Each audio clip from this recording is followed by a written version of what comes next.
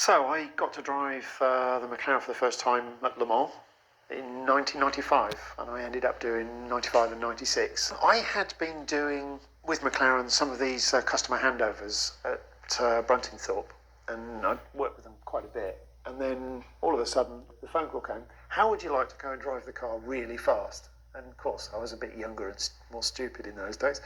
And you go, yeah, I'll have a go at that. And then we just packed everything off and went down to Germany. The whole team were there, Gordon Murray was there.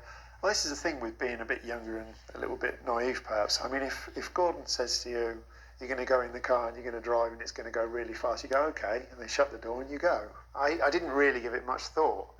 I have to say, with my, now at my age, I do think about these things, and for any tyre, you start going this fast, it's not as easy as it sounds. As a racing driver, particularly in endurance racing, you were told to do certain things on the radio, change this switch, do that, and before the door was slammed, they said, right, we'll just give a commentary. So I just did as I was told. Shut the door, and off I went.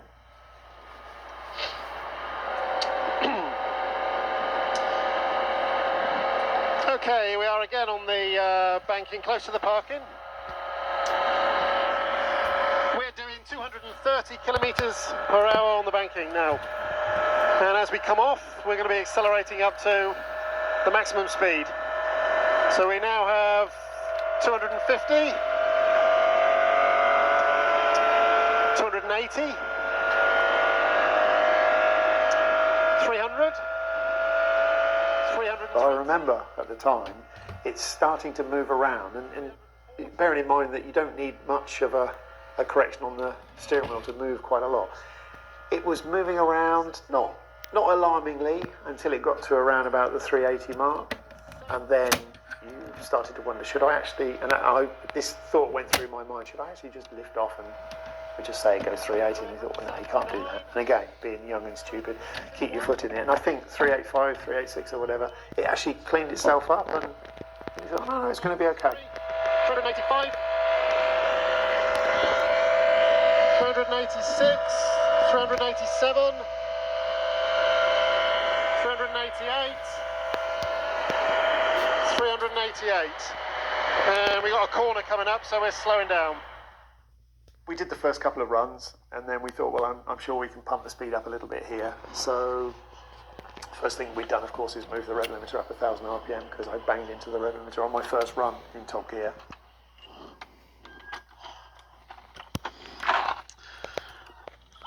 More revs.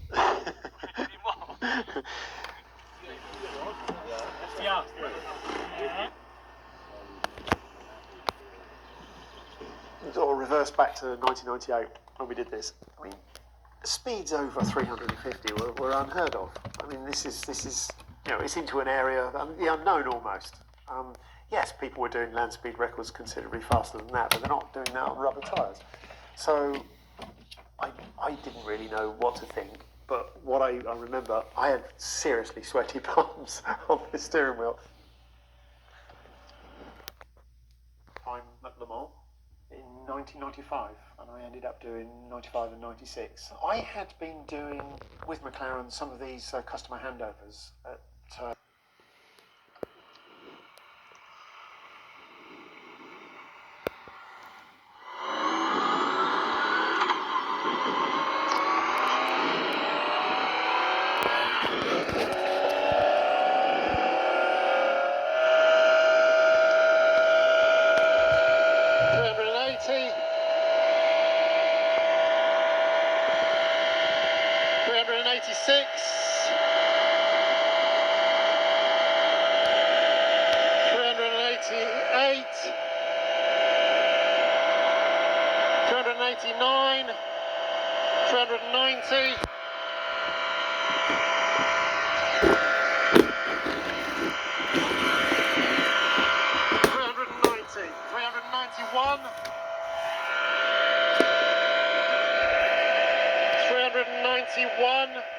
I was flat out for a good number of seconds, and I think looking at the speed readout, I think it flicked from 390, 391 a couple of times, and it was pretty much set.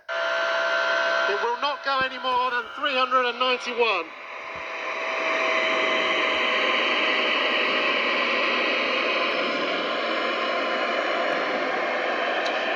anyway, 391's quite fast, isn't it?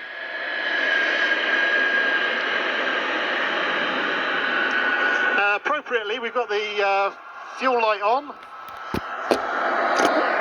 Gearbox temperature reached 130 degrees. Everything else is fine. I still say this is the best car ever built, ever, and probably will never be beaten. I think most people will agree, especially in the industry, they say the F1 was iconic. It was one of a kind, and it will never, ever be knocked off of that pedestal.